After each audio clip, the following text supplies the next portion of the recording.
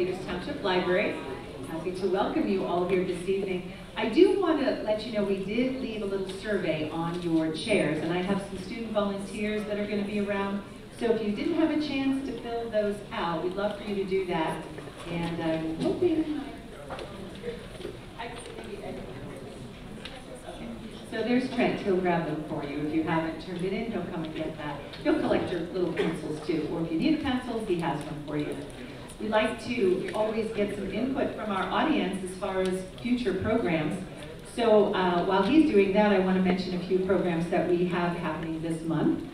And the first one, we partner with the McMurray Rotary, and on the second and fourth Fridays of every month, we are doing what we call an afternoon tunes.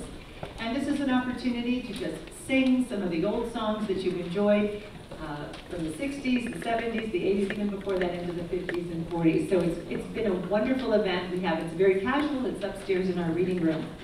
Also coming up this month on Thursday, February the 20th, we are doing our very first murder mystery here. It's called a well-read mystery.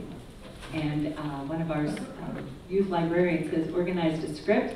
We have library staff all involved in it. We'd love for you to come. There are 2 time slots, 6 to 6:30 or 6:30 to 7, and you'll just mill around the library, you'll interact with us, and try to gather clues as to the answer of who done it. Then Monday, February 24th, we are addressing mental illness and the importance of QPR, which stands for Question, Persuade, and Refer. We are partnering with the state of Pennsylvania. They have a particular program that visits throughout the state, and it's from Prevent Suicide PA. So that's coming up on Monday, February 24th. And then the very last thing I want to bring to your attention, at the end of February, we are doing some Pasanki egg decorating with Captain Yanchev. He's one of our former police captains. He does Ukrainian Easter eggs. It'll be a 2-part program. Thursday, February 27th, and then Thursday, March the 5th. So check our website. If you haven't signed up for our newsletter, you can do that on our website, or you can also do it at the front desk. So those are some of the upcoming programs, and that brings us to tonight's program. Collected our surveys, and the first person that I want to introduce tonight is Gary MacArthur. He is the commander from the VFW, and for many years, since about 2006, we have partnered with the VFW, and that's Post 764, and we appreciate their support in bringing programs like this to our community and other programs as well. So I'd like Gary to stand. He's going to tell you a little bit more about the VFW. Real quick, I don't want to belabor it, but our post supports the military, supports the programs with the library here. We thank all of you for coming here and supporting them. I just want to let you know that during Lent, our post is open to the public on Fridays. You can come in, have either lunch, we're open for lunch, and we're open for dinner. So, take the opportunity to see what we have to offer. It's a great place. It's a non-smoking environment. We're one of the, I believe we're up to 60 some odd posts in the state of Pennsylvania that are now non-smoking. So, with that, thank you. And the food is really good too. We have their fish, and they also, tell them about your chef. I should tell you real quickly. We have an Italian chef that cooks on Mondays, Wednesdays, and Thursdays. He's actually from Italy. If you try to talk to him, I have a tough time understanding him. He's great. Tricia Makowitz. She is in charge of, she's the manager of public programs with the World Affairs Council of Pittsburgh. And I had the pleasure of meeting her last week. She's new to the position, and she came out special to find the library and get to know us. So I already feel like I know you pretty well, Patty. And she's going to talk a little bit more about the staff that she has brought here tonight. And I also want to just thank them for their partnership. Margaret Deitzer, who's the head of our reference department, has worked with them since 2006. And really, Margaret is the one who is our liaison to World Affairs and to many of our other programs that we do here at the library. So I wanted to give a thank you to Margaret for that as well.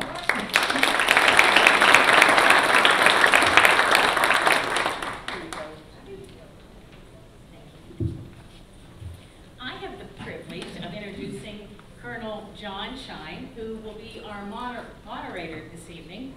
He is faculty at the Army War College in Carlisle, Pennsylvania. He teaches courses on strategy and national security policy. He has a bachelor's degree in political economics from Princeton and a master's in public policy administration from Georgetown University.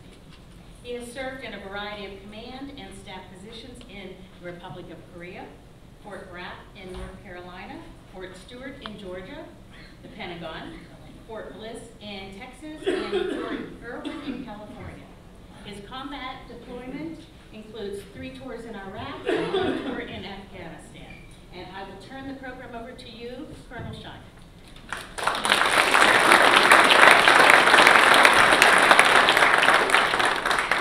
Thank you, Patty, and thank you so much for having us back here again to the library.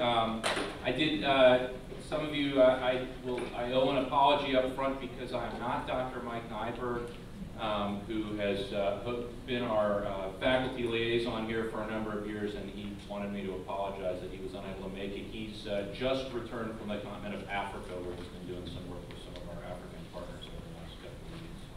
But as Patty said, I'm a professor at the U.S. Army War College, which is in Carlisle, Pennsylvania, just south of Harrisburg. And I want to explain very briefly what we do there and then introduce the students that we've brought out to you this year.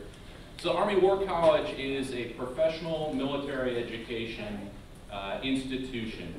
We take serving primarily military officers who are in, usually they're between about their 20th and 24th year of service. They have performed at the absolute peak of professionalism up to this point at what we call the tactical level of warfare and leadership. So they are experts in how to fight battles and how to lead small organizations up to roughly 1,000 to the battalion level. And they're at a point in their career where they have been very successful up to this point. They've been selected for promotion a number of times. They're senior military officers.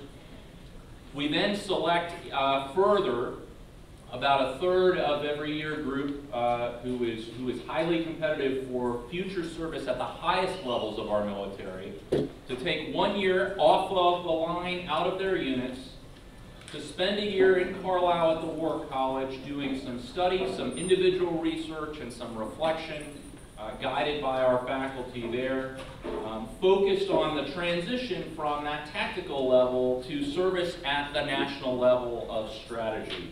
So we spend a lot of time in our coursework on concepts of coercion and deterrence. What do you have a military for? And an awful lot of time on issues related to civil-military relations. What's the appropriate relationship between senior military professionals and the elected civilian policymakers in the Department of Defense, the White House, the National Security Council, and all around Washington, D.C. While they're there, they earn a master's degree in strategic studies, and as part of that academic program, they each write essentially a master's thesis. They do a more in-depth, individualized research project. So as I introduce each of our speakers, I'll tell you about their individual research interests right now.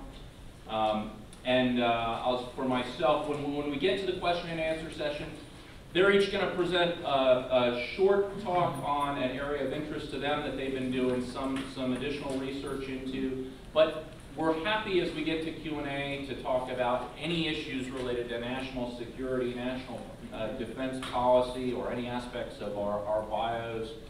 So if there's anything in those, any of what we bring up that is of interest, we are happy to delve into it. Our program, as we go around the country, we're not on a recruiting tour. Most of you look like you're not ready to join right away.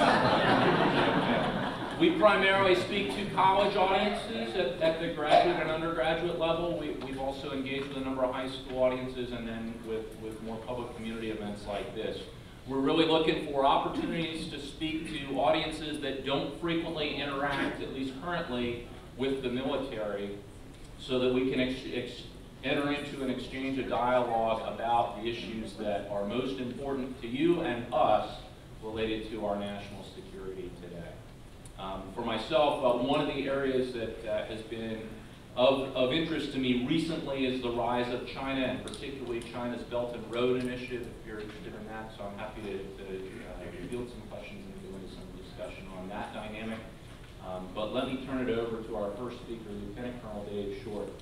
So Dave is an air defense artillery officer. That means he's responsible and an expert in shooting down things that fly. Usually they're bad guy things, but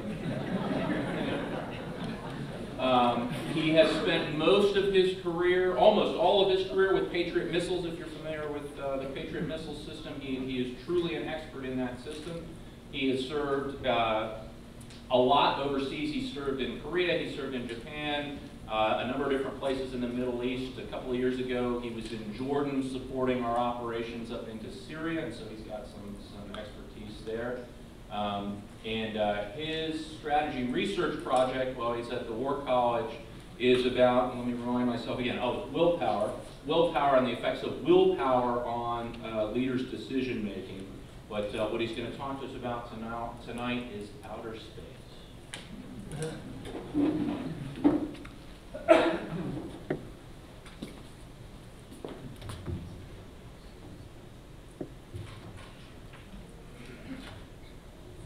So thank you, Colonel Shine, for that introduction. And yes, they should always be the enemy aircraft or missiles and not friendly ones, right? Otherwise you end up in Fort Leavenworth, the other side of Fort Leavenworth, right?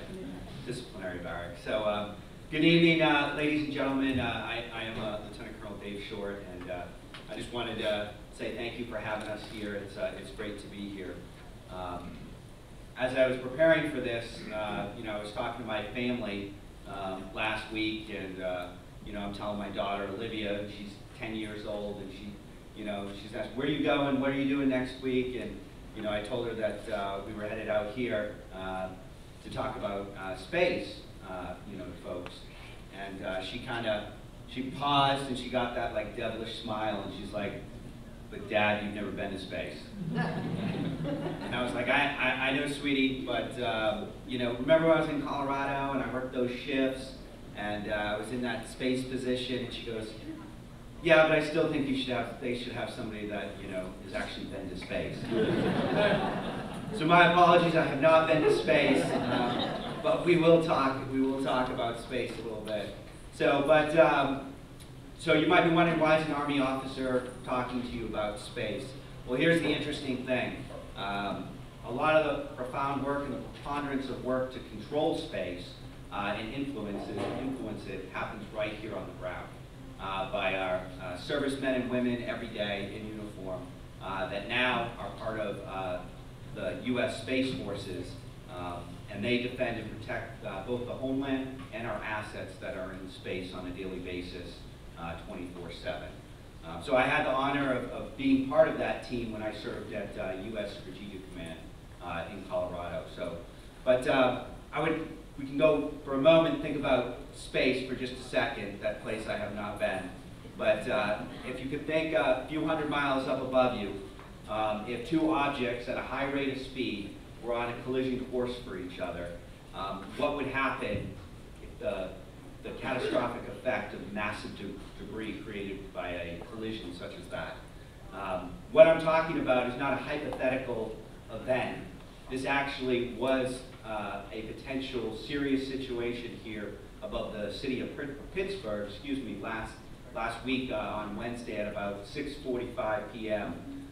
Two objects, two satellites, a dead NASA telescope, and a defunct Air Force satellite from the 1960s that had been spent for fuel for decades, were colliding on a collision course at about 33,000 miles per hour on the same orbital plane.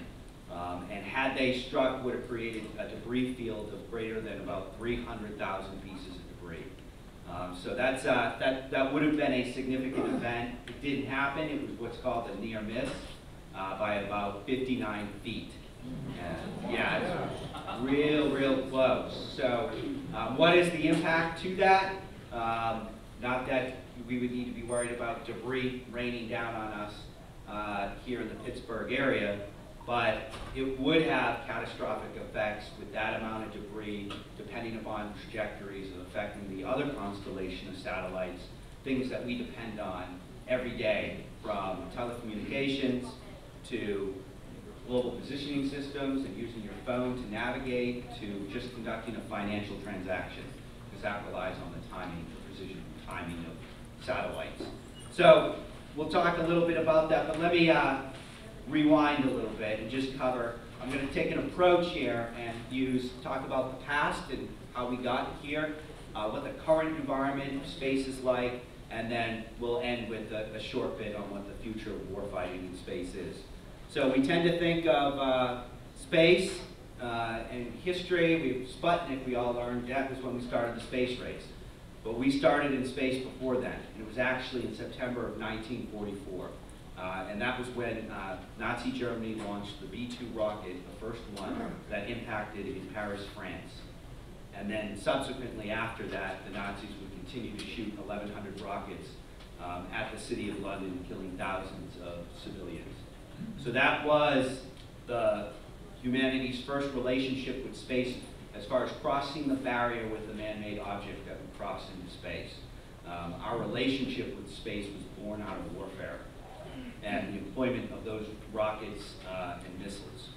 So over that last 75, the last 75 years in that history, the primary focus of at least the American perspective had been to minimize the use of weapons in space, albeit those ICBMs that we use as a deterrent. But throughout the Cold War, we wanted free and open access to space and minimize any use of the weaponization of space. And the U.S. was the strongest advocate for what was called the Outer Space Treaty in 1967, where we had the Soviets, an agreement with the Soviets and many other countries to sign, which basically banned the use of nuclear weapons in space, the testing of them, and then the establishment of a military base, for example, on a celestial body like the moon, but then also banning weapons of mass destruction. So let's shift forward. That was the past. What is the current environment of space like? And I just would like to real quick just talk about what space itself is like, even though I have not been there. So how would you characterize it? And this morning we had a great talk with some high school students. And we asked them some questions and we're talking to them about it. They're like, what do you think it's like? How far away is space? Because we tend to think it's this abstract, nebulous thing that doesn't affect us in any way, shape, or form. We think it's really far away. A lot of them thought it was further than Tokyo, right? Or further than New York City. And it was like, what about Harrisburg? And then, we got to the point where it was like, what if I told you that space was as close as Punxsutawney, Pennsylvania? And they were like, oh, is that close? Yeah. Whether, Punxsutawney Phil sees a shadow or not, but it's close.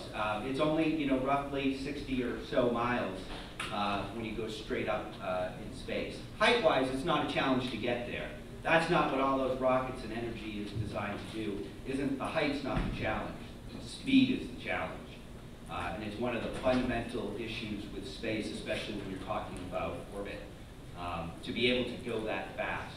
But it's an environment that is very harsh. The conditions are difficult. Extreme temperatures from hot and cold, hundreds of degrees difference depending upon what you're doing and where you're at, as well as exposure to radiation at the subatomic particle level. So this creates some difficulties for operating in this environment. And I'll get to the speed thing here in a little bit, because that really does matter, especially when we talk about when it's congested. But how does the U.S. keep an advantage in this harsh, dynamic environment that's competitive and contested and congested and about to get even more congested? Conditions are rapidly changing in this environment. Rivals and competitors are developing their own capabilities to challenge U.S. dominance in space, unlike what has been seen before. Our current armed services, they weren't equipped to handle these new threats from rivals and competitors and some of the emerging technology. Didn't have the force structure or the capability in order to counter these type of threats. So remaining competitive in this environment required that new force structure. And we'll talk about that when we talk about the future of warfighting in space. So one key piece is that the environment of space has changed when it comes to the threat. Like I said, mostly over the last 75 years, the U.S. dominated in that space and was uncontested for the most part. That has been challenged now. It's been challenged by rivals and competitors of other nations that operate in this environment that look to integrate their space capabilities, deny us access, and develop their own organic capabilities to exploit space.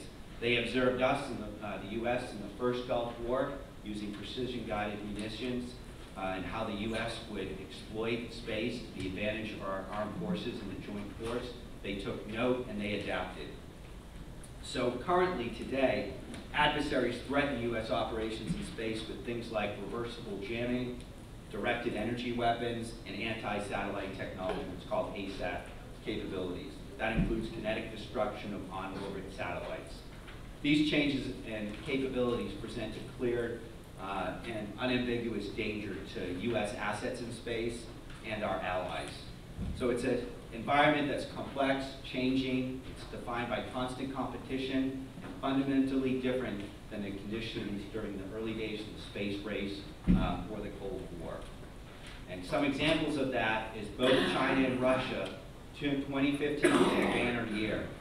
That year, depending on whatever was going on in your life, you might have passed right by and might not have seen this, but in 2015, both the Chinese military and the Russian military reorganized their forces to form strategic space forces. They combined, in some cases, as in the Russians, military and civilian forces together, so now that the Russian government completely owns all space-specific activities from the Russian state. The Chinese combined space, intelligence, electronic warfare capabilities, all in cyber, all into one unit, one formation, and deployed anti-satellite technology capabilities with fielded units. So it's changed, and the threat has changed. So going back to the environment itself, so it's congested, and I talked about that speed. That speed is so fast, 33,000 miles per hour, sometimes it's hard for us to capture what that is in our head. Just to stay in orbit, what's called orbital speed, you've got to travel at about 17,000 miles per hour. What is that? What does that correlate to? Because it's kind of nice to have an example, right? Well, if we were to shoot a bullet, right, that's about 1,700 miles per hour. So just to stay in orbit, it's 10 times faster than the speed of a bullet. So if you were to stand at the end of a football field and you were to fire a gun and you had the International Space Station above you and you were going to do a race, who's going to make it to the other end zone quicker? By the time, if you both started at the same time, you fired that gun, by the time that bullet reached the 10-yard line, the ISS moving in orbit would already be at the other end zone. That's how fast it is. And so what that does is any little piece of any object up there becomes deadly and catastrophic if it hits something else because of the kinetic energy that's created. So there's about 1,800 satellites up there, and that's going to grow anywhere from 1,800 to potentially 20,000 satellites in the next few years. That's with the number of competitors, rivals operating in that space, as well as the commercialization of space.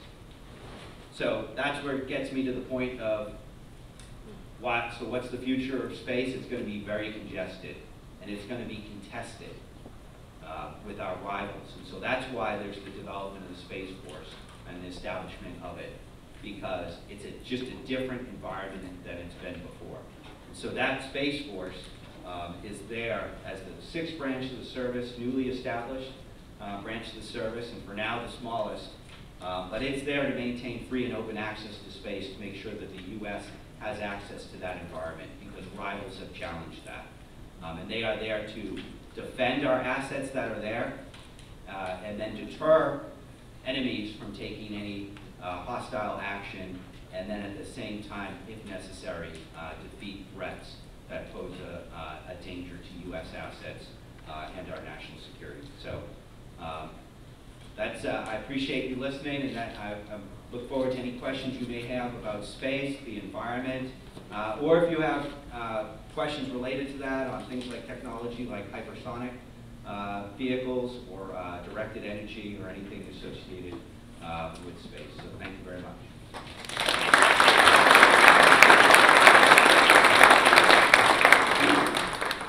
Thank you, Dave. Next up, you may have noticed that one of us looks like they're not dressed in the right uniform. Lieutenant Colonel Amanda Evans is in fact an Air Force officer studying with us at the Army War College. She brings several different perspectives into her seminar. One is the Air Power Air Force perspective. The other is she is an Air National Guardsman. So she's got a little bit different perspective than most of our students who are active duty, although Amanda is a full-time Guardsman, so her full-time job is with the Air National Guard. She is from Salinas, California. She's a financial management officer, so her career is as a comptroller, telling all the rest of us, no, you can't buy that, and counting all the beans. She has commanded at multiple levels, various finance and comptroller units. Her most recent assignment, and she has her MBA in financial management from Naval Postgrad. Her most recent assignment prior to coming to us at the War College was serving directly for the Chief of the National Guard Bureau, so the National Guard's representative on the Joint Chiefs of Staff. So she's got a significant amount of experience in the Pentagon. Her individual research project for the year is on empathetic military leadership. Some of you have been associated with the military long enough to notice there could be a dichotomy between those two terms. So I will leave it to her to address that potential issue. But Amanda is going to talk to us a little bit about the state partnership.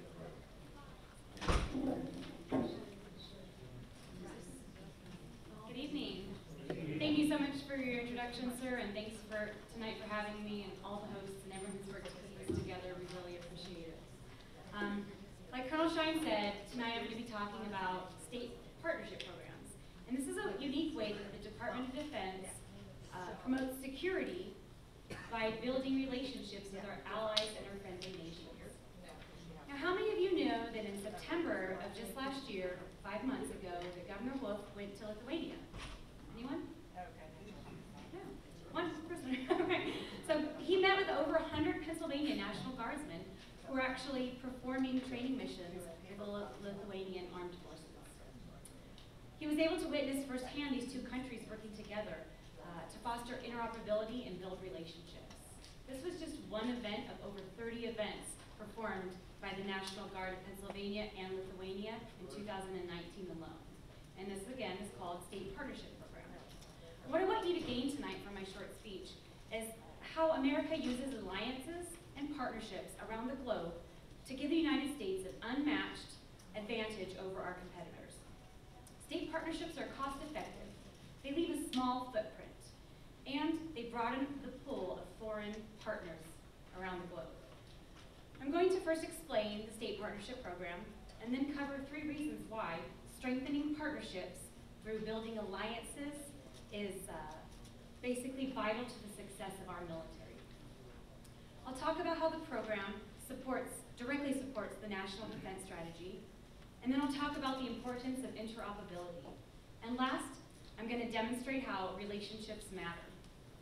So let's get started by first answering the question, what is a state partnership program? It's a program that connects a state's National Guard with a partner country's military. All 54 states and territories have a partnership, and some actually have 2. Like previously mentioned, Pennsylvania is a partner with Lithuania. There are currently 78 partnerships with 85 countries around the globe. And each year, the Guard works with the Department of the Secretary of Defense, as well as the combatant commands, to build about 2 or 3 new partnerships. So we're 85 strong and growing. What we do is we link a state to a country with a unique capability, usually of comparable size, mission, and focus. These partnerships are built on trust, cooperation, and shared goals. The program is not designed to make a different nation's military self-sustaining. Rather, its goal is to develop and maintain an important security relationship between the U.S. and these other nations to build lifelong partnerships with common goals. And now that you have a background on the state partnership program, let's cover my three main points.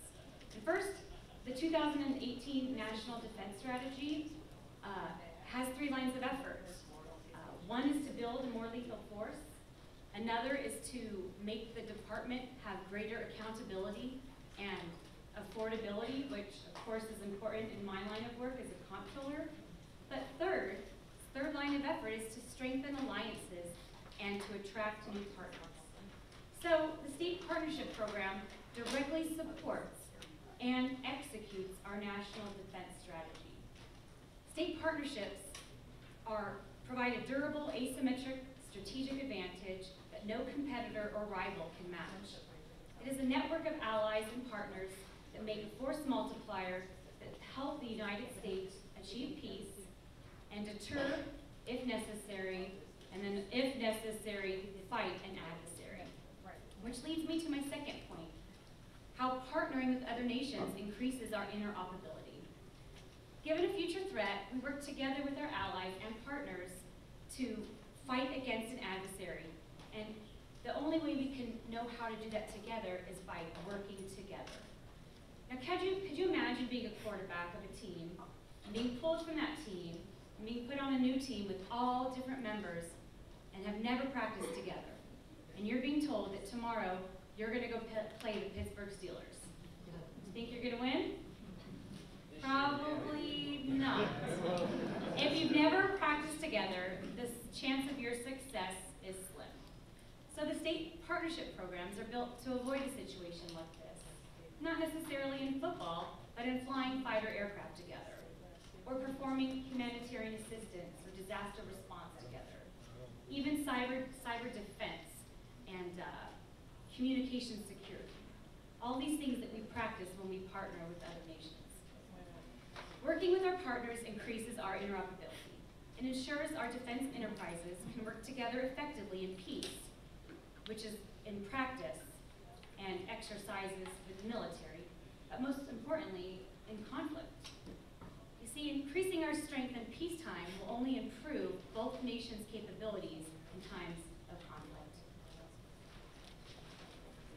The last reason why strengthening alliances through state partnerships is so important is because relationships matter. The program is so successful because it's largely executed, or is executed, by the National Guard. You see, Guardsmen are at the same base for 5, 10, 15, even 20 years. And they provide a continuity to these bonds between country and state, and they only get stronger and stronger each year because these relationships aren't temporary in nature. I went to dinner with a fellow Lieutenant Colonel Guardsman at the War College last week. And she's basically an Idaho Guardsman who partners with Cambodia. She was so excited to hear that I was speaking on the state partnerships program. She said that she's been to Cambodia 8 times with her state. And she enjoyed her experience immensely. She said what surprised her most was not what we taught them, but what Cambodia taught her and her team. She said it was an amazingly enlightening experience, and she came away with a better understanding and appreciation for what their partnership can do. You see, these partnerships aren't solely military in nature. They leverage a whole of society approach. They basically facilitate broader interoperability with government, economic, social, and even educational spheres. Governors of the state, for example, meet with prime ministers of their nation's partner country, and they share ideas and approaches. As mentioned, Governor Wolf went to Lithuania, but did you know that Lithuania's president visited here in March of 2019? She, Daila Garbashov, went to the Indian town Gap and was able to experience those exercises happening between her Lithuanian troops and the Pennsylvania Guardsmen, and she was able to see those capabilities being built between both nations. Additionally, the Pennsylvania State Emergency Management Agency worked with the Lithuanian Fire and Rescue Service. They actually worked to develop different strategic plans and work to cooperate in disaster preparedness and defense support to civil authorities. As these national relationships continue to grow, so will the economic and diplomatic opportunities, which are great for both nations involved. In closing, I challenge you tonight to Google the State Partnership Program. Specifically, Google Pennsylvania and Lithuania's Partnership Program and see what the great things they're doing across the state and around the world. You see, the network of allies and partners is so important. It's a force multiplier. It helps us achieve peace. It helps us deter if necessary. And if we ever have to fight, we will be completely interoperable and work together and succeed. Thank you for listening, and I look forward to your questions.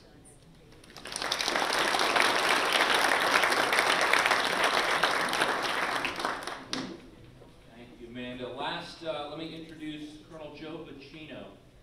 Joe is a public affairs officer.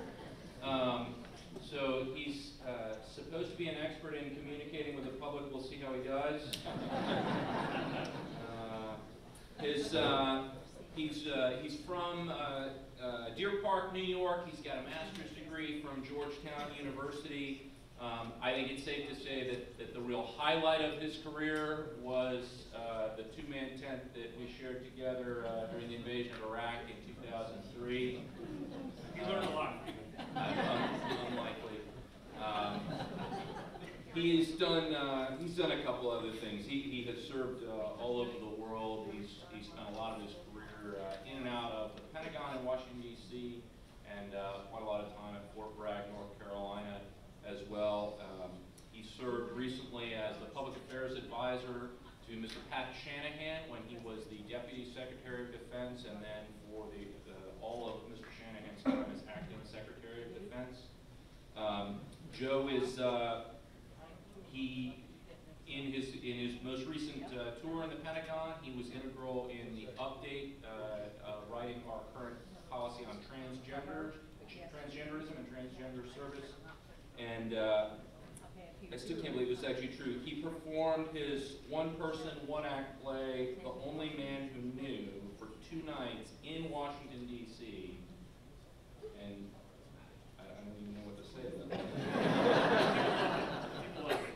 He claims people loved it. Joe, why don't you use that mic, actually? Joe is going to, hopefully in a clear way, both explain to us why we need to do a better job securing our southwest border, and also why we don't really do it. Okay. You know, I just want to answer, I don't know much about sports, you know that, right, Sir? I don't know much about sports, but I just want to answer Lieutenant Colonel Amanda Evans' question here about, I think if they took the people in here and formed a football team and they played the Pittsburgh Steelers, I think you'd have a pretty good chance. I mean, the Steelers suck right now, they're terrible. I said it, they suck. Okay. I'll probably never be invited back to Pittsburgh. I don't care. There's a lot of places I can go to do this sort of thing. Look, let's get serious here. So, who thinks that we have a crisis on the southwest border, an immigration crisis? Who thinks we have a crisis? Okay, let's see. Please keep your hands up so I can just get it all here. What about you with the camera? No, you don't think so. You don't carry the weight. All right, look, so that's what I'm going to talk to you about. Now, one of the things I'm studying is the impact of climate change, the impact of the rise of autonomous weapons and technology in the future of warfare. But right now, and so I'll be happy to answer any questions about that. But right now, I'm going to talk to you about this problem, the southwest border. So right now, every month, more than 76,000 unauthorized migrants enter the border through the American Southwest illegally. So that is more people than can, it's like 4,000 more than can fit in Heinz Field. It's a lot of people every month. 2,200 every day, 92 every hour. So we probably have about 92 people here right now, that amount of people coming in every hour, unauthorized, illegally. We don't know where they're coming from, we don't know what they're bringing, we don't know what they want. So I can tell you firsthand, I've done a number of trips to the southwest border with the Secretary of Defense. I've studied this issue for more than a year. And I can tell you firsthand that the people that come over here are suffering souls. They have just made the most horrific, dangerous journey of their lives, in some cases with young children, in some cases with babies. And when they get over here, when they do arrive in the United States, they deserve the greatest compassion and dignity and humanity that the United States can offer, because those are our values. But we have to know who's coming in. We do have to know who's coming in. So right now, there are about 5,500 American soldiers working on the border with Customs and Border Protection. Customs and Border Protection is the arm of the federal government that secures the border, that works with the Department of Homeland Security. So right now we've got about 5,500 soldiers working there, and just like with anything related to the southwest border, this is a very hot button political issue. It's a source of great controversy, American soldiers on the border. So I'm going to do two things. I'm going to argue for keeping American troops on the border, and then I'm going to argue against that position. Okay, what do you think? What do you think, sir? Okay. Well, let me make the arguments first. Okay, so who here thinks like this guy here? What's your name, sir? Joe. My name is also Joe. All right, very nice to meet you, sir. Who here agrees with this Joe that we should not have American troops, we should not have American soldiers on the southwest border? Okay, all right. Who here thinks that we should have American soldiers on the southwest border? Okay, and the camera person's not voting there. Okay, all right, so let me make the first argument. That's good. We're going to do this poll again at the end. Let me make the first argument. The first argument is that we should have American troops on the southwest border. So here's the argument. You ready? The argument is that American soldiers on the southwest border is a legitimate use of military personnel and a legitimate use of military resources because it is a legitimate crisis and it's a national security issue. So there's three reasons I say that. The first reason is we've been doing this for decades. We've had soldiers on the border for decades. So the national media narrative would lead you to believe that we first started doing this in the Trump administration, and that's not true. President Clinton first put active duty soldiers on the border in 1996. President Bush increased the number, President Obama increased the number, and now the number's increased. It really doubled under President Trump. So it's not a new thing. That's my first point. My second point is I just want you to think about the resource capability here, the resource gap. So we have a border that's 2,000 miles wide long in the southwest. About half of that border is obstructed by water, mountainous terrain. You can't get through it. Natural obstacles. About 300 miles is obstructed by some sort of fence, wall, partial wall. So there's about 700 miles of border that are unobstructed, just free terrain, free desert for the most part. And so we have 20,000 Border Patrol agents that secure that 700 miles. It's a lot of area they have to cover, and it's 20,000. In addition, those 20,000 agents, they also have to process every detained immigrant through a very bureaucratic process. They have to make sure that asylum claims are processed. They've got to make sure everybody has legal representation, everybody's fed, housed, medical care, and these are people that come here in pretty terrible condition by the time they arrive. So all of those tasks, take them off of where we need them to be, is on the border, takes them off the border and in the Border Patrol stations. So American soldiers in those Border Patrol stations doing those administrative tasks helps us get Customs and Border Protection further out on the border, which is where they need to be. So really, that's the point, and I can talk in greater detail in the question and answer about specifically what our soldiers are doing on the border. So my third point, here's my third point in the pro-American troops on the border problem. So there is a crisis in this country, there's a humanitarian crisis in this country, and that is the opioid epidemic. In this state has the fourth highest death per capita rate due to opioid overdose in the United States.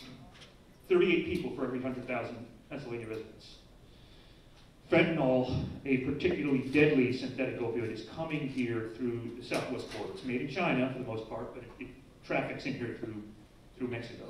So having American soldiers on the border will allow us to deter and stop and decease the flow of fentanyl that's deadly coming in here. So it's the troops plus the development of a border wall, which is ongoing. That's it. That's my argument for. That's my for argument. All right? Now I'm going to go the opposite. So here's my argument against. This is my argument against having American troops on the border. It's not appropriate. It's inappropriate to have troops on the border or military resources. And there's 3 reasons I say that. The first reason is that we have to remember why we have a standing army in this country. Who here has an idea why we have an army? To defend the border? Okay, I would disagree with you on that. I would disagree with you on that. I would disagree with you. That's why we have an army. Who else has an idea why we have an army? Protect the country. To protect the country. How do you protect the country? We protect the country. What's that? Defend the border. Okay, all right. I'm going to win this guy over. He's going to come around to my position.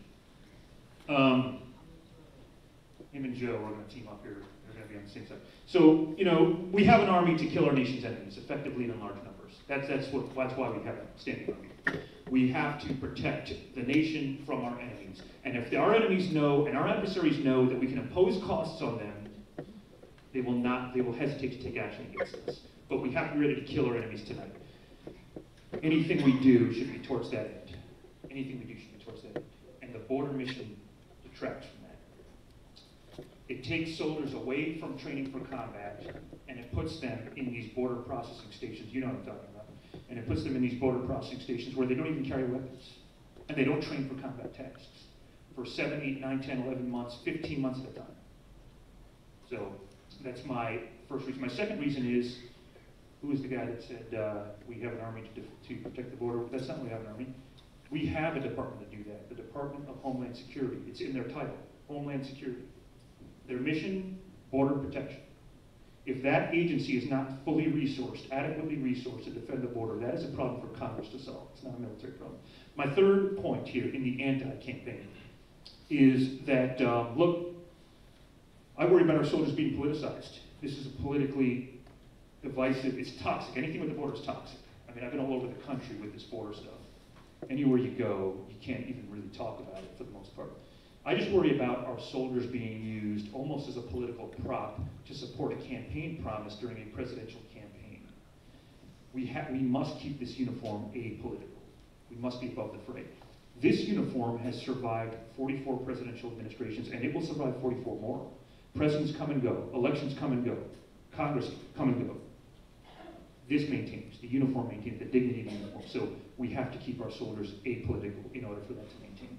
So those are my arguments for, my arguments against. Let's do the poll again. What do you think? Okay, who believes we should have American troops on the border? Okay, we want some people over up here. Okay, we want her over. Okay, thank you very much. Thank you very much. And who believes we should not? All right. Okay, good. All right. We turned like 7 people. And the camera person is still on the fence. She's thinking about it. She's thinking about it. So look, here's what I want you to do. Here's what I hope you take away. I hope you take away that this is a really complicated issue. There are a very complicated set of factors that are pushing down on this issue. And it is to boil something this complicated down to a tweet or a talking point or a slogan, it's not only intellectually lazy, it is dangerous for the Republic. And I thank you for the dialogue.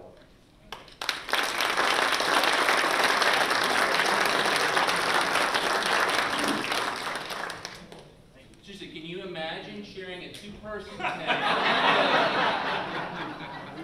can't stay still. All pleasure to be around. I deserve another medal. Hey, just ask my wife. I'm a peach to be around. Trust me. Excuse me, Colonel Shine. Sir. Between the two of you, who has data rank? This one. Okay. This one. That's your phone. I've been a colonel for like 72 hours. I'd like to thank you for asking that question. I think if you want to spend some time delving deeper into that, it's a topic that's worth discussing. We've given you a number of different topics that we could consider, and again, if there's something that we didn't talk about that we are happy to take a crack at it. So let me open it up for questions, and we'll just see where it takes us.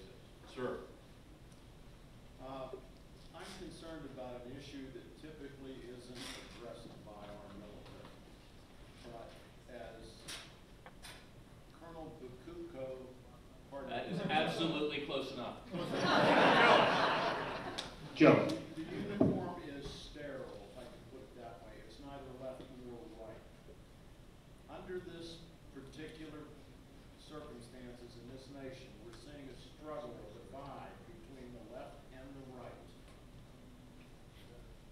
The right has been able to defend itself against a substantial number of individual attacks, including the impeachment process.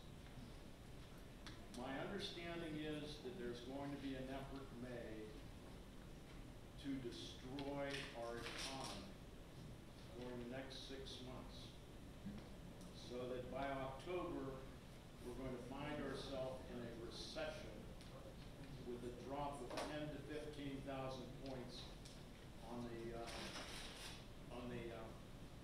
And the Wall Dow Street. Jones stock market. Okay. Does our military do anything to evaluate or deal with the potential for financial warfare? So let me, for all of these, partly for our recording up here, I'll do my best to summarize the question into the microphone so that we capture that and for anybody who doesn't see it. So, and for anyone, if I misrepresent your question, please feel free to interrupt and correct me. So your question, sir, is related to the concern of financial warfare against the United States, the threat to our economy, and is the military particularly concerned about the threat to about potential threats to our economy? I will simply say yes, and then see if you guys want to elaborate. I think you're talking about an internal effort to sabotage the economy. Combination, there are a lot of countries outside of the United States that would like to see our economy go down. Sure. Yeah, They'll do anything they can to destroy it. I see. Okay. Yeah, so, I think that when we talk about conflict today, we're talking about a persistent state of competition. And that is competition that's economic. It's online. As Dave said, it's in space. It's with information, disinformation from Russia. So, we're in a constant state of competition, and the military is an arm of that competition, as is the entire federal government. So, I think I would just push back a little bit. I wouldn't necessarily traffic in any conspiracy theories here. I think we should be informed on some of these things and just thoroughly go into the issues. But the military is part of the competition that we have, an ongoing competition with many states. Yeah, the only thing I would just address with that concern, at least from an internal perspective, is that we do have the Federal Reserve, right, and Chairman Powell and the Committee on the Reserve that is founded on democratic values, that has the greatest influence to be able to pull levers to affect the economy through, easing financial metrics. So I think quantitative easing, you've heard of that. So I really think, though, that position and that committee that votes in a democratic manner is apolitical, and it was designed purposely to, those positions outlast they're longer than any presidential administration, and they're designed to keep the best interest of the economy and the development of U.S. jobs in its #1 interest at all times. And so they vote on whether they do quantitative easing, lower or raising interest rates, and putting cash as a reserve, taking cash out of the reserve and putting it into the system to influence it. So I just, from an internal perspective, I think you just have to remember that those values are based on a democratic process, that they vote on what's best, and they are not subject to orders from any political party.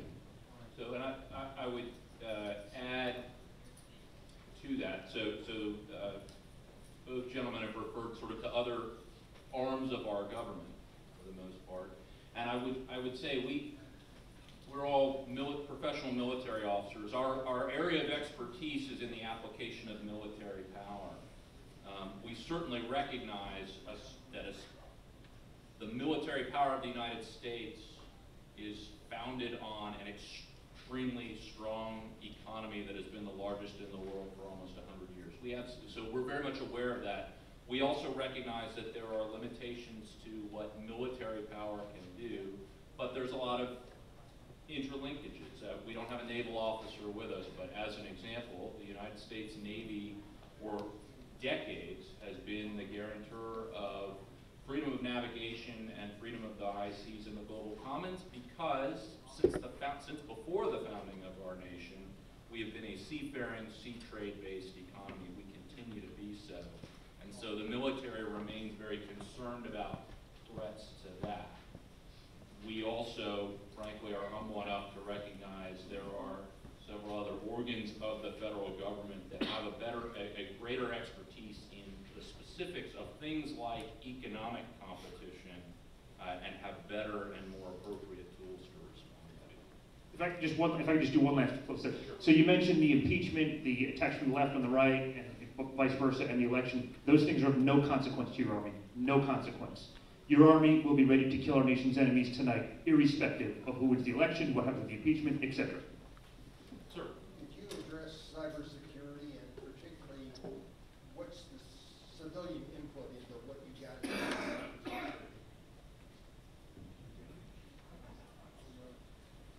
Yeah, so really, where we're going with the 2020 budget, the fiscal year 2020 budget, has a lot of investments in our cyber capabilities. And then, of course, once we start talking about our cyber capabilities and our cyber defenses, it immediately gets to a level of classification that we can't talk about in public libraries. But, you know, it does. Secure. We'll lock the door. You know, I would tell you that when I was working at Secretary of Defense, the Secretary of Defense pushed through the presidential directive that allowed for offensive cyber strikes, not just hackbacks. Hackbacks are when we're struck and we react to that, which we always could do under President Obama. Now, as of August of 2018, we can do offensive strikes. So it's a more aggressive way of defending our networks. And I guess I would just leave it at that. I know that if you look at, Cyber Command, and Cyber Command is, concerned about election security, Russian interference, etc.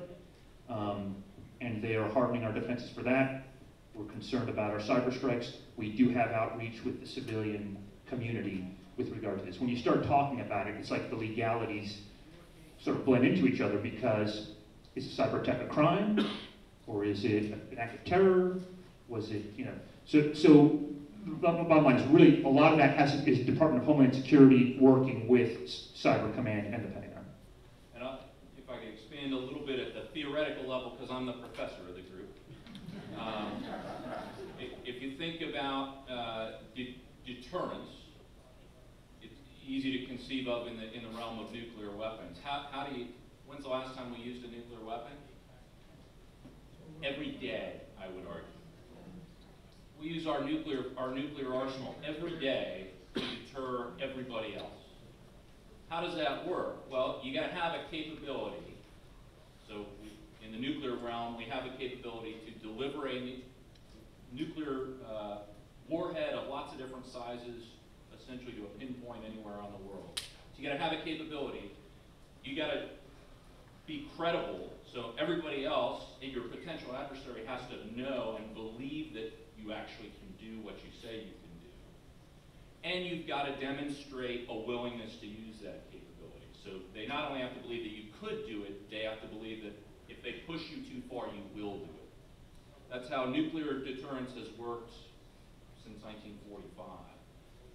This is applying that same logic at the theoretical level in the cyber realm to say, we're of course going to continue every time we find a vulnerability in a network, we're going to try and correct it and respond to it, but we recognize that code has gotten so complex, the internet has gotten so interconnected, we can't know that we've got a cyber wall across everything in the United States. It's just not possible, at least now. So part of our deterrence against cyber warfare from other states is to demonstrate a capability and a willingness to conduct other offensive cyber operations against other states so that they know that we have capabilities and we are willing to use them.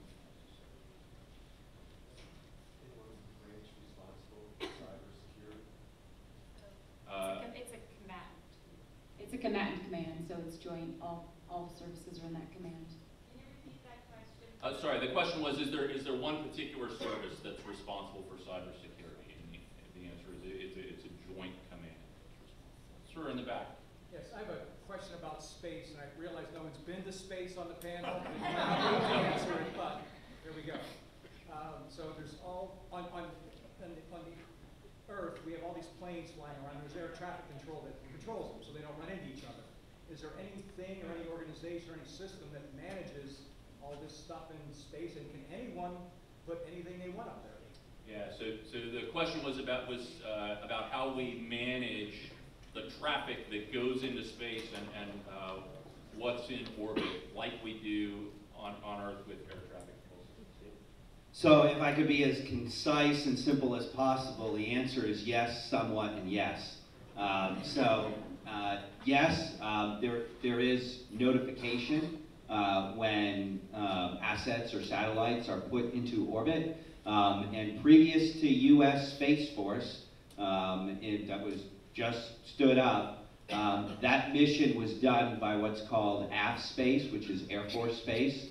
And just about every entity in the world would call or notify AF Space of a scheduled launch and putting an asset in orbit to make sure that the correct synchronization and deconfliction was done. And they were truly the body that did that, except for some few rogue actors like, Rocket Man and North Korea, right? They just launch when he launches when he's ready, right? So that's the notification piece, but you're getting at a regulation piece. So there are some policies with the United Nations as far as regulations on putting stuff in space.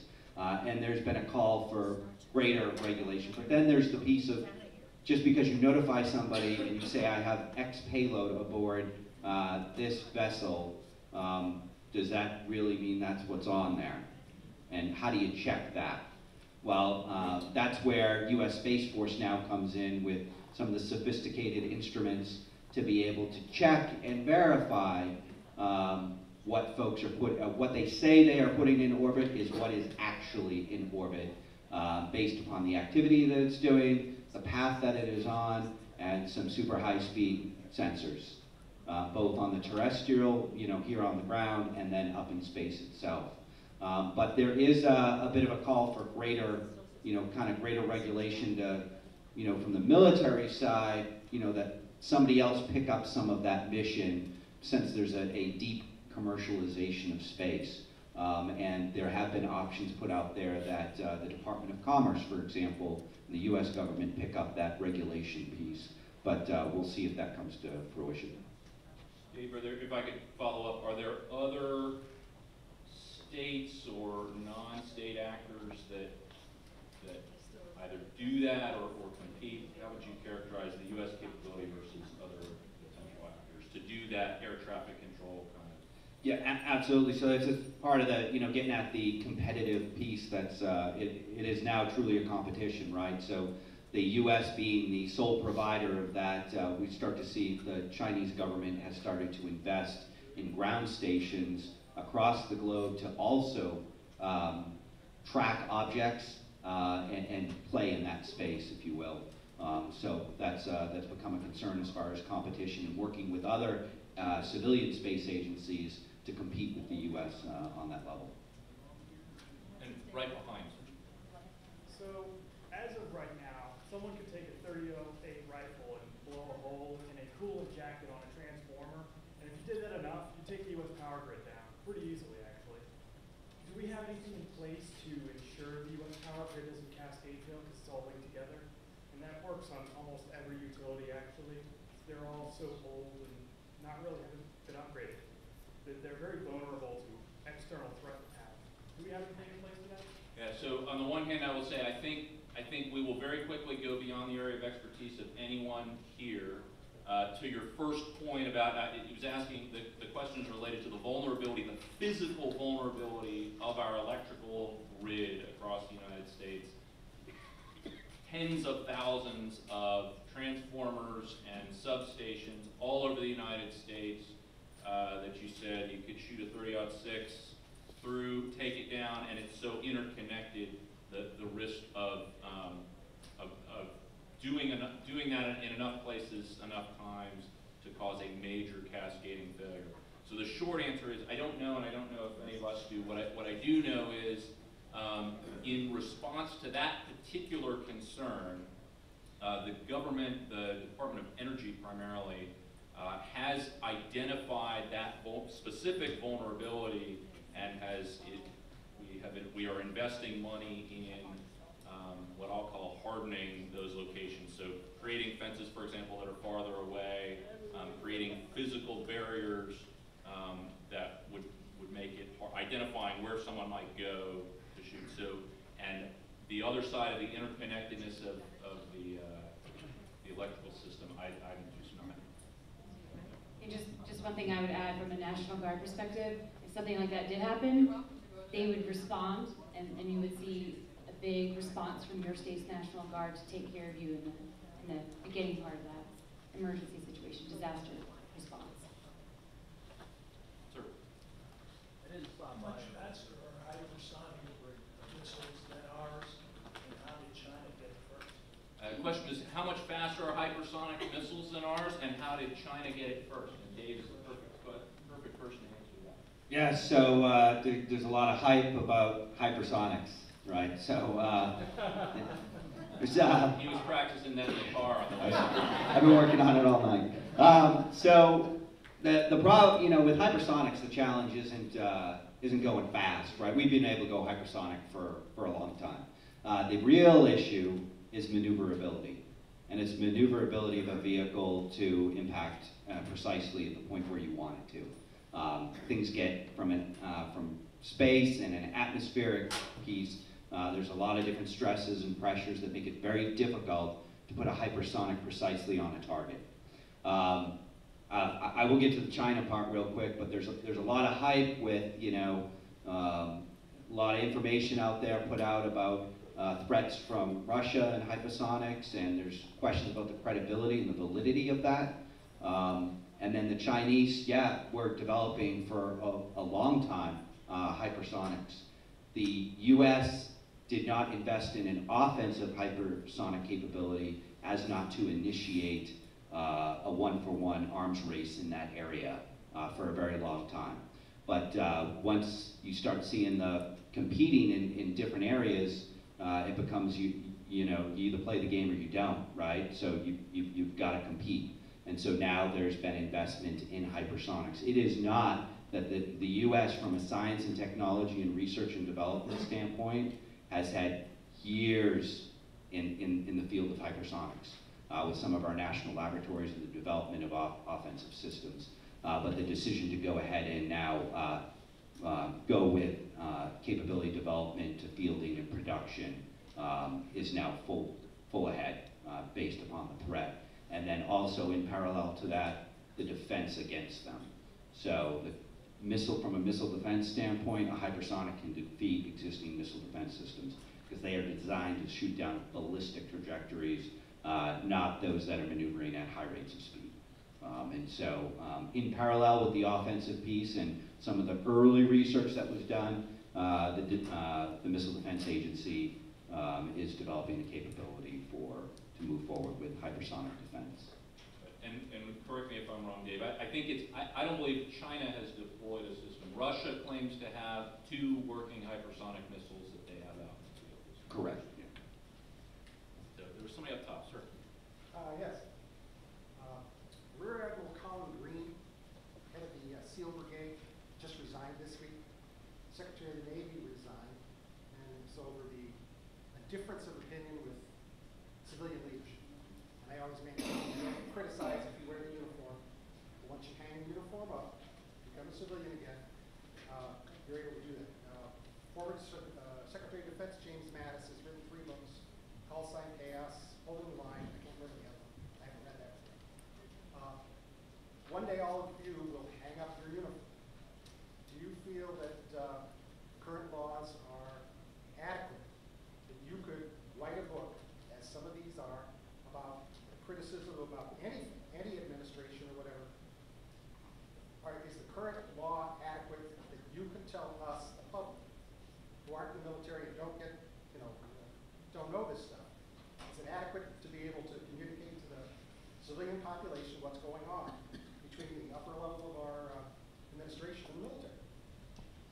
So, first of all, I'll say thank you for your question. The question was, first off, we've been in Pittsburgh all week, and we are pretty voracious consumers of news, but I hadn't seen that about Admiral Green, so I think you bringing that to my attention. In the last 3 days. I was not aware of it.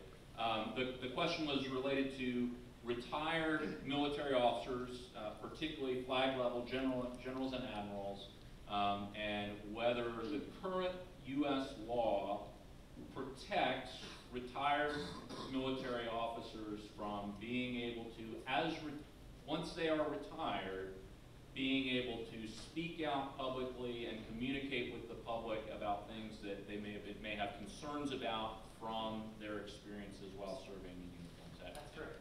Joe? Yeah, so thank you very much for that question. First of all, that's a tough issue with Chief Gallagher. So I was in SecDef when that issue was first proposed. When it was first proposed that this was potentially going to happen on Memorial Day. It's a tough issue. It's tough for the uniform leadership to stay above the fray on that. But one thing I would say is that, I didn't actually work for Secretary Mattis. I worked for the Deputy Secretary. But I was at his sort of closing remarks to his internal staff for Secretary Mattis, and he said, look, once you retire the uniform, you should also retire the tongue. And he made reference to some other generals and admirals who had not. His view was you're still beholden to the administration. You're still beholden to the country. That's one way of looking at it. Admiral McRaven, Admiral McRaven, he looks at it differently. He feels an obligation to publicly speak out again about things he's concerned about with regard to this administration. So those are two separate things. He's written a New York Times op-ed, McRaven. There's basically two different ways of looking at it. Which one is appropriate? I don't know. Which one is more appropriate? I think the Mattis model to me is a little bit more appropriate. That you have access to all this information. You're inside the White House. You're inside the circle, and you have that information for the good of the country. It may not be appropriate to do some sort of tell-all thing and criticize those decisions once you've taken uniform. But that's a debate. I know this issue of what you're talking about Chief Gallagher and these exonerations. It's a tough issue, and it's tough right now for our leaders to stay above the political fray. But they have to do it. And so it is. It is a legal order. One thing that good order and discipline, you've got to, our leaders always talk about, we've got to instill good order and discipline. Sometimes good order and discipline is adhering to the legal orders from the president, even if you don't think they're necessarily a good idea. But to your specific question about legal protections for retired service members, my short answer is yes. The legal protections are adequate as long as you're not disclosing classified information. Obviously, that would be illegal, and you could be prosecuted for it. What is, I think, more of a challenge for us is about the norms of our profession. And so Joe talked about the uniform being apolitical, a nonpartisan, and the military's responsibility to be nonpartisan. When I served as aide to two different chairmen of the Joint Chiefs of Staff. One of them, when someone I'm not reviewing something private, but we weren't in a public forum, somebody asked him, what's the hardest thing, the most frustrating thing about your job? He said it's retired generals and admirals who come out on the news and want to talk about everything that we're doing wrong. They get to speak because their name is General Retired. But when they don't have the information that I have because they're not on active duty anymore, and more importantly, they don't have the responsibilities that I have because I'm still wearing these. They don't have the responsibility for living with the decisions that I make or the advice that I provide to the president. And then at that top level of those who are speaking, providing advice to the president and the Secretary of Defense, I'm very sensitive to your concern of what does the public need to know? And that's Admiral McRaven's concern is I'm still a loyal servant of the country. On the other hand, I think in terms of a professional norm, the concern is do we want presidents or civilian political leaders to have the best possible professional military advice and seek it and believe that they are, when the doors are closed, getting candid professional advice, the best advice that I have, and being able to have a good constructive dialogue back and forth about what we should do or not do? Are they able to do that? Or do we get to a point where they're first worried about, wait a minute, are you a Republican general or a Democrat general? And if we have a real honest back and forth dialogue, are you going to resign and write a book about it next week?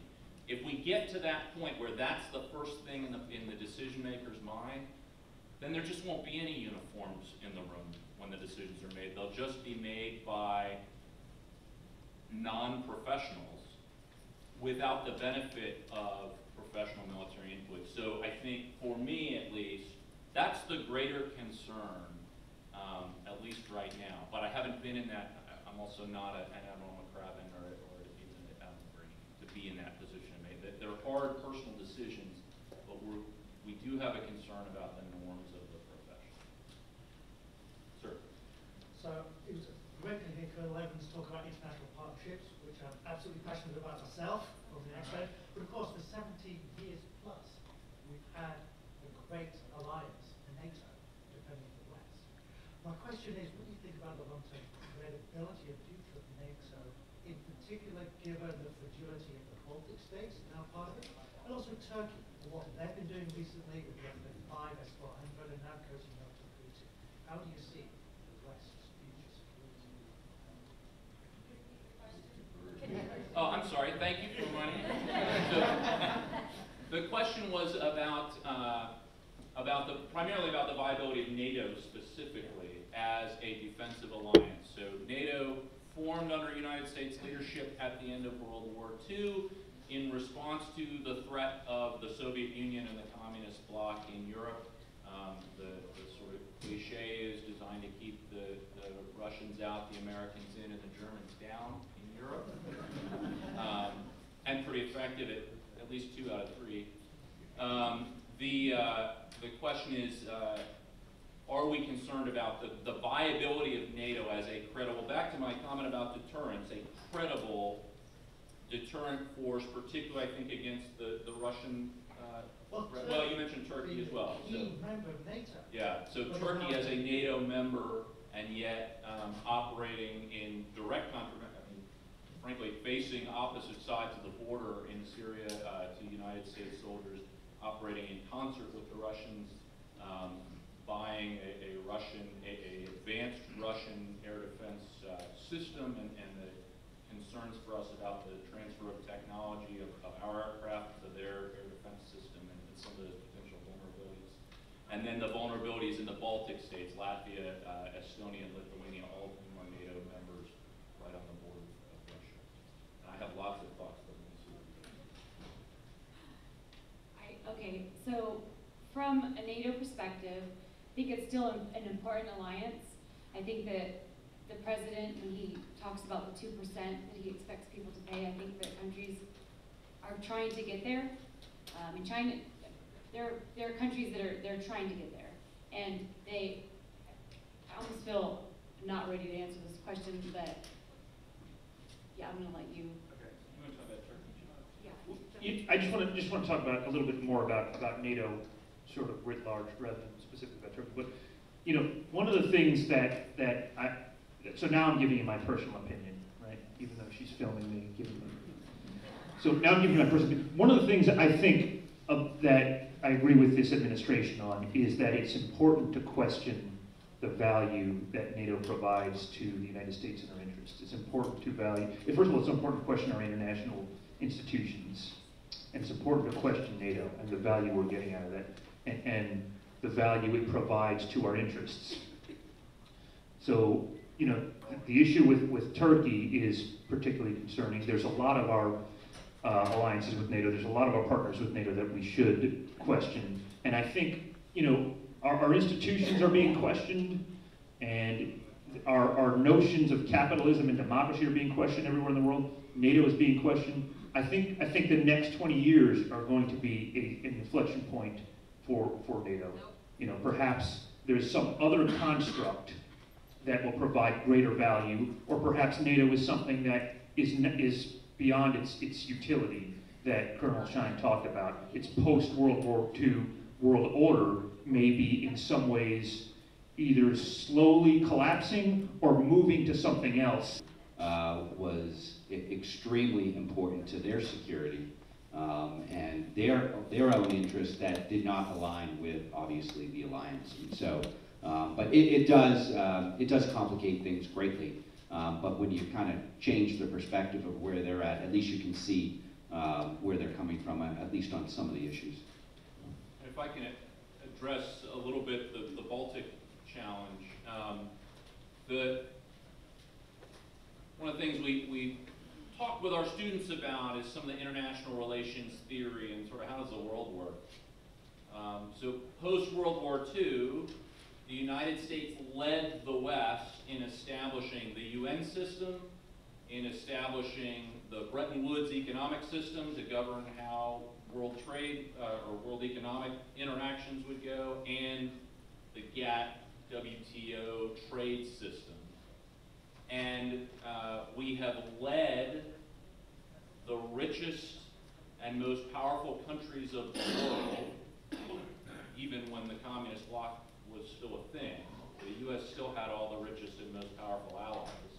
We've led that under a rules-based international order where we're a country of lawyers, we like laws and rules that are written out. So if we agree on a framework, the United States typically sets the rules because we're typically the ones footing most of the bill. And so we go, okay, we're going to do that. We're going to have a veto power too, which we maintain at the World Bank and we maintain in the UN, of course, the Security Council, and many of these institutions. That's, we believe, been generally good for the world. We're pretty sure it's been good for us. We think for most of our partners and even some really significant competitors that it's been good for them. An example that comes to the forefront of my mind is the country of Vietnam. We fought a war with them, but they're actually doing pretty well under the rules-based international order that the and I referred earlier to the way the United States Navy has enforced actually enforced the UN Convention on the Law of the Sea that we haven't even signed. But other countries that are powers, at least in their own regions, don't necessarily like that system the way it is. Russia is one of those, I think, clearly. So the Soviet Union collapses, the United States, in my view, tries to bring Russia into that international order, but as a pretty junior partner. They didn't have a very strong economy, their country was splitting apart politically. But I think, for the most part, the United States genuinely believed that bringing Russia into all those systems where it would abide by the rules would be good. There were some even talked about, hey, maybe we could bring Russia into NATO at some point. I don't think a lot of people did. But that's the period of time where NATO expands its borders out into Latvia, Lithuania, Estonia, starts talking very seriously with the country of Georgia and Ukraine. I think my sense is Russia would like to overturn that rules-based order and go to one that's where whoever's the biggest country in the region gets to set the rules and everybody else kind of respects it, because with all their neighbors, Russia's the biggest country in the region. If they can convince NATO allies that the United States won't really be there, and I think when they do things like what they did in Crimea and in the Donbass region of Ukraine, part of what, I think there's local reasons why they want to do that, but I think at a broader level, they're trying to challenge the credibility of the United States' commitment to NATO. And where that's going to go, I'm not sure, but I do think it's a reasonable way to look at how credible it is NATO. But it gets back to Colonel Bacino's question and some of our national dialogue about to the United States from Russia that, for example, some conglomeration of EU states could take care of themselves? We actually need to kind of wrap it up now. Okay, sorry, I've been talking about too long. Okay, one more question? Sir, Joe, because you get the same answer.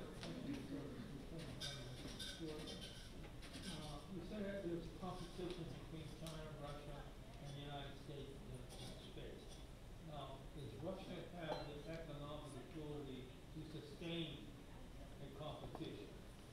That's my question. Because right now, we're the leader economically over China, over everybody.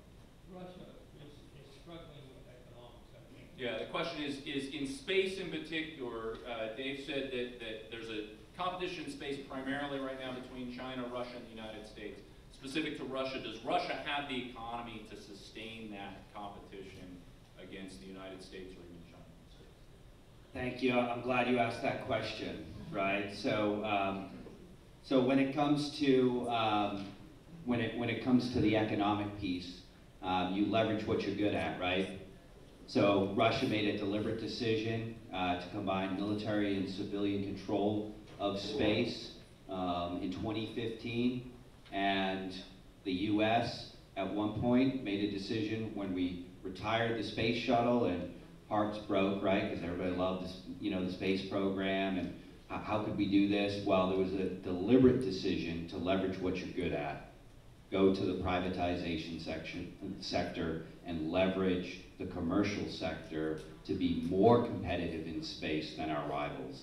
That is one of the main reasons why now we've got 5 major private companies that are focused on space. In the next year, we'll have a rocket, spaceship to be able to deliver folks to the International Space Station via a private company. Because that's what we're good at from an economic standpoint, whereas the Russian model, let's go back to the make everything state-controlled in a state entity, is considered, at least at most in the community, to be, even though they did that and shift in 2015, to be a vulnerability. And I do want to touch on China just because I wanted to and I didn't get to. We've talked about the NATO and the challenge from Russia. And you're absolutely right, so the United States still is the largest economy in the world despite China's rapid growth. At their absolute height, the combined GDP of Nazi Germany and Imperial Japan came, by the most conservative estimate, up to about 40% of the GDP of the United States. The GDP of China today is 70% the size of the GDP of the United States. I don't think since the United States emerged as a world power, we've had an economic competitor anywhere close to where China is today. Again, it doesn't mean that they're at parity, but we haven't faced this level of economic competition ever. Thank you very much for your wonderful questions.